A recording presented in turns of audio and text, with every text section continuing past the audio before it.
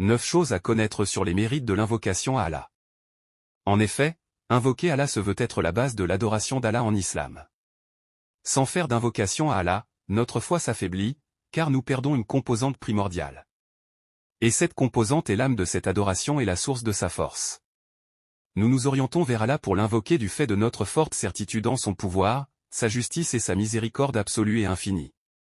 Il s'agit alors d'une forte preuve que nous sommes fidèles à Allah et que nous croyons pleinement qu'il est unique, Azza wa Jalla. Dans un hadith rapporté par At-Tirmidhi, le prophète alayhi salatu wa salam dit « L'invocation, c'est l'adoration ».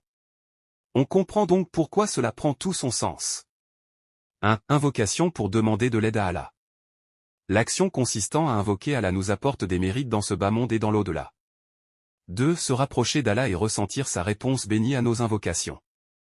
Allah dit dans le Saint-Coran, « Et quand mes serviteurs t'interrogent sur moi, alors je suis tout proche, je réponds à l'appel de celui qui me prie quand il me prie, qu'il réponde à mon appel, et qu'il croie en moi, afin qu'il soit bien guidé. » S2, V 186. Le cheikh Assadi disait que ce verset descendit sur le prophète alayhi salatu wa salam, en réponse à une question qui lui avait été posée. Cette question était, « Ô prophète d'Allah, Allah est-il proche pour que nous nous adressions à lui confidentiellement à voix basse, ou est-il éloigné pour que nous l'interpellions à haute voix ?» Le verset vient alors expliquer et rassurer qu'Allah est très proche. Il connaît tout ce que nous manifestons et cachons au fond de nous, il nous offre de ses dons infinis. En faisant une invocation à Allah, nous reconnaissons que nous avons toujours besoin de lui. Nous plaçons notre confiance en lui et nous nous réfugions dans sa force et sa clémence. Le prophète alayhi salatu wa salam dit, « Si tu dois demander, demande à Allah et si tu demandes de l'aide, demande-la à Allah. » Rapporté par At-Tirmidhi. 3. Les actes de bien ont besoin d'ad-doua. Le prophète alayhi salatu wa salam recommandait ad-doua, l'invocation à Allah, pour mériter le soutien et le support d'Allah. Quand Aïcha demandait au prophète alayhi salatu wa salam si les actes de charité que faisait Ibn Jihadan dans la période pré-islamique lui étaient bénéfiques, il, alayhi salatu wa salam, lui répondit, signification du hadith, non, car il n'invoquait pas Allah pour lui demander le pardon. Rapporté par Muslim. 4. Jouir de la générosité d'Allah. L'invocation à Allah est ainsi le guide de la bonne foi qui permet à tout fidèle de profiter de la générosité inconditionnelle d'Allah. D'après Salman al-Farisi, qu'Allah l'agrée, le prophète alayhi salatu wa salam a dit, « Certes votre Seigneur est pudique et généreux. Il éprouve de la pudeur envers son serviteur lorsqu'il lève ses mains vers lui de les lui rendre vides. » Rapporté par Abu Daoud et authentifié par Cheikh Albani. Quand nous veillons à invoquer Allah, il est pudique et n'hésite pas à exaucer nos vœux quand ceux-ci sont bons pour nous. Le geste de lever les mains quand on fait l'invocation pour demander de l'aide à Allah fait partie de la sunna. 5. L'invocation à Allah agit sur le présent et le futur.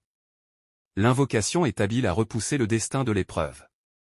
Le prophète alayhi salatu wa salam dit, « Seule l'invocation repousse le destin. » Ahmed, Ibn Majah. Ainsi, invoquer Allah est le seul moyen de se protéger des épreuves difficiles. C'est une arme pour le musulman qu'il convient d'utiliser sans modération. Toutefois, il faut que vous soyez sûr et certain de la puissance d'Allah à exaucer vos doigts. Quand vous êtes en train d'invoquer Allah, n'ayez aucun doute et soyez rassurés qu'Allah répondra à votre appel. Mais aussi qu'il vous offrira ce qui est le plus convenable pour vous. Il vous protégera et vous renforcera pour affronter vos moments de faiblesse dans les épreuves que vous êtes déjà en train de vivre. Quand nous nous trouvons submergés de problèmes, d'injustices, de faiblesses, n'oublions pas que c'est vers Allah que nous devons fuir. Allah dit dans le Saint-Coran, « N'est-ce pas lui qui répond à l'angoissé quand il l'invoque, et qui enlève le mal, et qui vous fait succéder sur la terre, génération après génération ?» Y a-t-il donc une divinité avec Allah? C'est rare que vous vous rappeliez.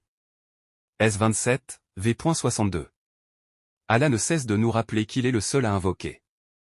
Il dit Subhana, et quand le mal vous touche en mer, ceux que vous invoquiez en dehors de lui se perdent, S17, V.67.